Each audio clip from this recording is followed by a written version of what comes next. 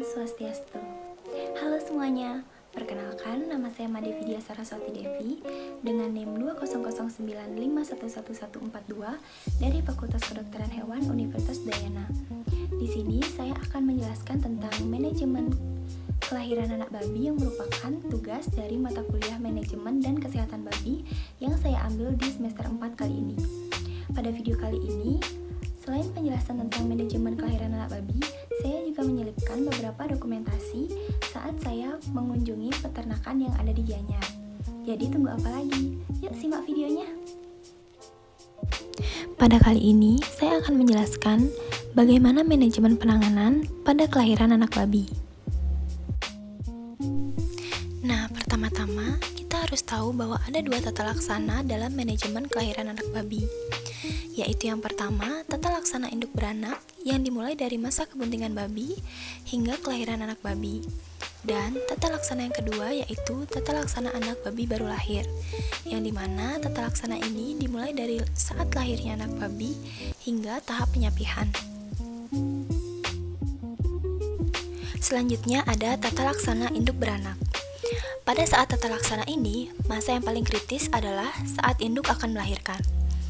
Menjelang proses melahirkan, induk babi akan pindah kandang dengan tujuan menjaga kondisi induk babi agar tetap stabil.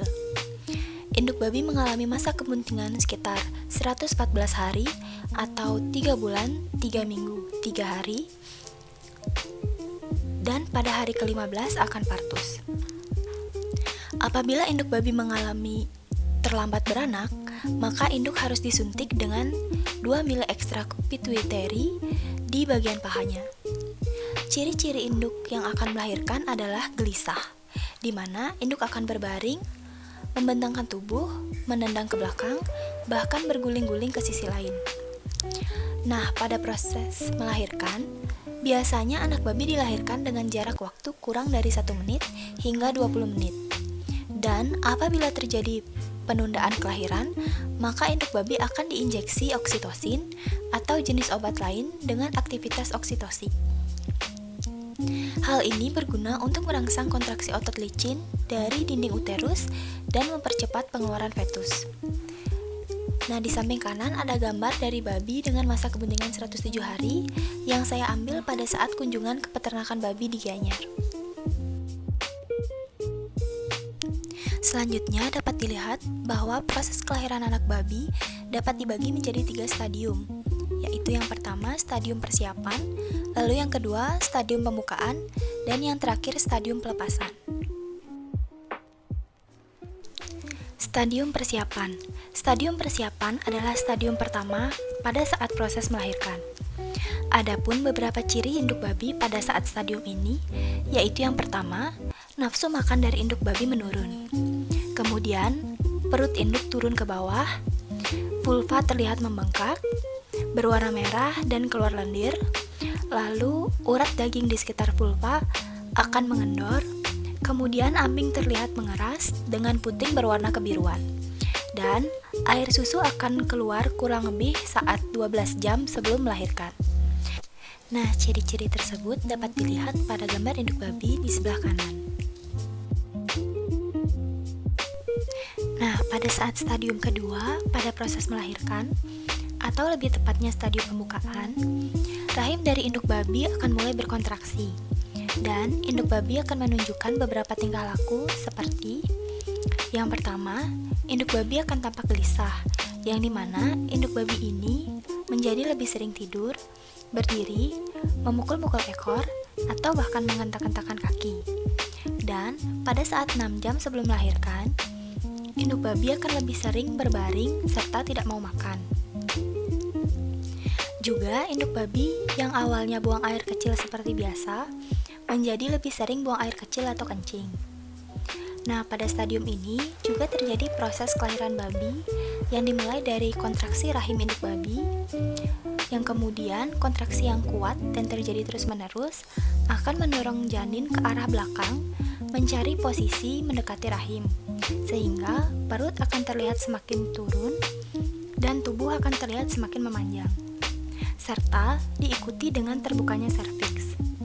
Terbukanya serviks ini merupakan tahap awal terjadinya proses kelahiran. Stadium akhir dari proses kelahiran anak babi adalah stadium pelepasan.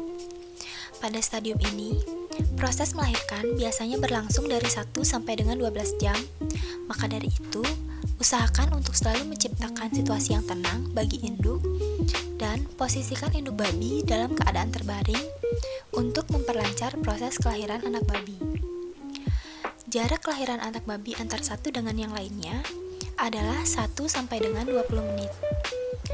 Dan apabila lebih dari itu atau dapat dikatakan terjadi penundaan kelahiran akibat hormonal, maka induk babi diinjeksikan oksitosin atau jenis obat lain dengan aktivitas oksitoksik seperti yang saya katakan di slide sebelumnya. Lalu, segera pisahkan induk babi dengan anak babi yang baru lahir apabila induk babi baru pertama kali melahirkan atau cenderung bersifat kanibalisme. Hal ini bertujuan agar induk babi tidak memakan ekor dari anak babi yang nantinya akan berpengaruh buruk pada kesehatan induk babi tersebut. Keluarnya plasenta dari vulva merupakan indikasi induk babi telah selesai melahirkan. Pada saat ini, berikan induk babi waktu untuk beristirahat barang sebentar saja. Ada beberapa hal yang perlu diperhatikan pada saat tahap ini. Di antaranya, jangan sampai plasenta termakan oleh induknya, jangan biarkan induk babi terlalu lama berbaring, dan segeralah bersihkan induk babi dari kotoran pasca melahirkan, serta arahkan anak babi untuk menyusui langsung setelah dilahirkan. Tata laksana anak babi baru lahir. Tata laksana ini merupakan tata laksana kedua setelah tata laksana induk beranak, yang dimana tata laksana ini dimulai sejak lahirnya anak babi hingga proses penyapihan anak babi. Pada saat setelah anak babi dilahirkan, lepaskan lapisan tipis yang membungkus tubuhnya dengan sehelai kain. Lalu, sesegera mungkin lepaskan juga setiap cairan yang mengganggu lubang hidung dan mulut anak babi. Catatan yang perlu diperhatikan pada tahap ini adalah apabila anak babi terlihat lemah atau tidak hidup, maka periksa bagian tali pusar, dan apabila ada gerakan atau denyutan pada bagian pangkal pusar, masih ada kemungkinan untuk menghidupkan anak babi kembali dengan pernafasan buatan. Ada beberapa prosedur yang dilakukan setelah anak babi dilahirkan. Di antaranya adalah yang pertama, memotong tali pusar. Tali pusar adalah organ yang sangat penting untuk pertumbuhan dan perkembangan fetus selama kebuntingan. Tetapi, menjadi suatu bagian yang tidak diperlukan dan merupakan daerah yang berbahaya untuk masuknya infeksi setelah anak babi lahir. Dengan demikian, tali pusar harus dipotong dengan cara sederhana seperti berikut. Pertama-tama, ikat tali pusar kira-kira 2 cm dari pangkal dengan seutas benang steril untuk meyakinkan tidak ada bahaya karena pendarahan melalui arteri tali pusar. Kemudian, potong tali pusar dengan gunting atau pisau di bawah ikatan. Selanjutnya, oleskan iodium tintur di tempat pemotongan tali pusar untuk mencegah infeksi atau sakit pada tali pusar. Kemudian ada pemotongan gigi. Ada beberapa alasan mengapa dilakukan pemotongan gigi. Di antaranya adalah sebagai berikut. Yang pertama, gigi sangat efektif menyebabkan luka pada ambing induk dan mengakibatkan induk menolak untuk menyusui anak-anaknya. Apabila anak babi berkelahi untuk merebut puting susu atau bermain sesamanya, gigi dapat menyebabkan luka pada muka, di mana luka tersebut dapat merupakan jalan masuknya penyakit yang disebabkan oleh mikroorganisme. Yang ketiga, memotong ekor. Pemotongan ekor anak babi baru lahir rutin dilakukan untuk menghindari babi menggigit ekor satu sama lain. Panjang ekor yang dapat dipotong yaitu dari ujung ekor hingga pangkal ekor. Tetapi, biasanya cukup untuk memotong 2/3 hingga 3/4 dari total panjang ekor. Yang keempat ada mendapatkan kolostrum. Segera setelah pemotongan gigi, letakkan kembali anak babi bersama induknya agar anak babi dapat menyusu dan memperoleh air susu pertama yang berisi kolostrum, yang dimana ini mengandung daya tahan tubuh yang tinggi. Penyerapan kolostrum adalah kritis untuk kehidupan anak babi yang baru lahir, sebagaimana fungsinya yang merupakan sumber utama kekebalan melawan penyakit pada masa awal kehidupan babi. Yang kelima, ada penyuntikan zat besi. Penambahan zat besi untuk mengatasi kekurangan zat besi pada anak babi yang tidak bersentuhan dengan tanah dapat diberikan baik melalui mulut maupun suntikan. Penyuntikan zat besi dan zat lainnya biasanya dianjurkan diberikan ketika babi berumur 3 hari. Tetapi, hasil yang memuaskan dapat diperoleh jika anak babi disuntik sewaktu-waktu pada minggu pertama setelah lahir. Anak babi umur 3-10 hari. Umur 3-10 hari merupakan masa kritis dari anak babi. Pada saat ini, anak babi memerlukan lampu sebagai penghangat dan penenang. Dan pada saat ini juga ada beberapa hal yang sering terjadi pada anak babi. Di antaranya, banyak anak babi yang mati terinjak atau tertindih. Biasanya, jika anak babi menjerit, maka kemungkinan anak babi terinjak atau merasa lapar.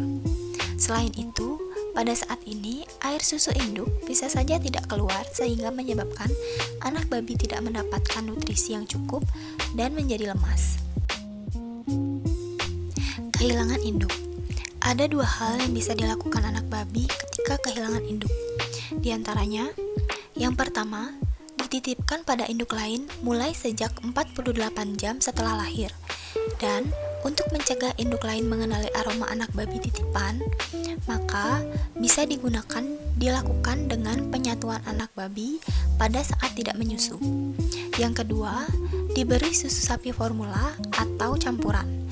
Dengan mengkomposisikan 1 liter air susu sapi yang sudah dipasteurisasi ditambah 0,3 liter air susu ditambah dengan telur mentah. Bahan-bahan tersebut dicampur dan disimpan pada temperatur 3 derajat Celcius, kemudian campuran dikocok dan sebagian dipanaskan sampai dengan suhu 29 derajat Celcius sebelum diberikan kepada ternak. Namun, cara ini seringkali gagal karena kurangnya kolostrum. Air susu untuk anak babi. Anak babi membutuhkan air susu sebanyak 0,5 liter per ekor setiap harinya. Produksi air susu induk meningkat pada minggu ketiga sampai dengan minggu ke-6, dan pada minggu ke-8 menurun secara drastis. Mulai minggu ke-6, anak babi perlu asupan makanan tambahan. Adapun beberapa penyebab air susu induk tidak keluar, diantaranya adalah yang pertama, kelelahan pasca melahirkan, lalu udara yang terlampau panas atau dingin, pergantian tempat mendadak, ransum tidak sempurna, diare, akibat penyakit alat kelamin, dan keturunan. Pembuatan tanda dan nomor.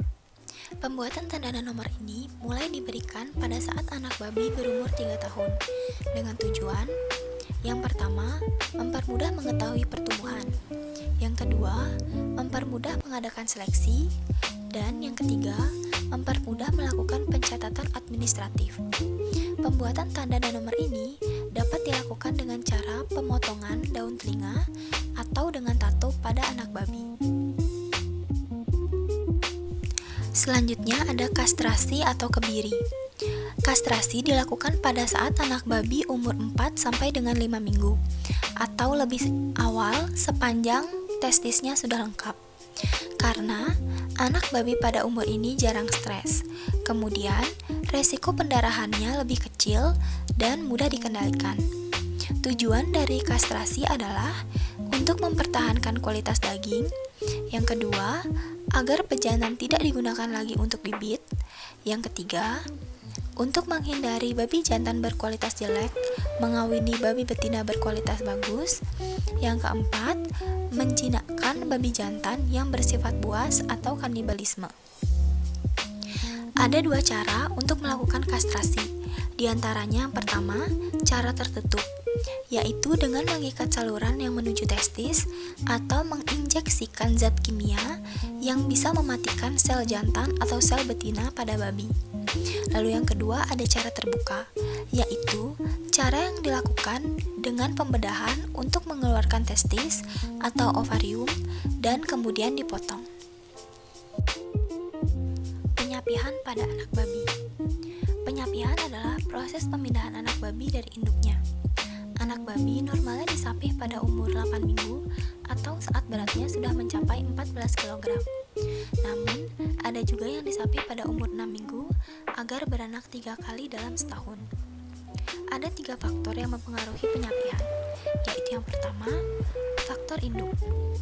Faktor induk ini dilihat dari sehat atau tidaknya induk babi dan bagus atau tidaknya pertumbuhan induk babi. Lalu yang kedua ada faktor anak babi. Faktor anak babi dilihat dari sehat tidaknya anak babi dan bagus atau tidaknya pertumbuhan anak babi. Lalu yang ketiga ada faktor peternak. Nah, yang dilihat dari faktor peternak ini adalah kemampuan ekonomi peternak dan tata laksana yang bagus dari peternak. Jika faktor ini kurang baik, maka biasanya babi akan baru disapih pada umur 8 minggu dan bukan 6 minggu. Keuntungan dari penyapihan anak babi ini adalah menghasilkan frekuensi beranak yang lebih banyak dari setiap induk per tahunnya, sehingga sangat menguntungkan bagi peternakan babi. Baik, sekian penjelasan dari saya mengenai manajemen penanganan kelahiran anak babi. Terima kasih sudah menyaksikan video ini. Saya tutup dengan Parama Santi. Om Santi, Santi, Santi, Om.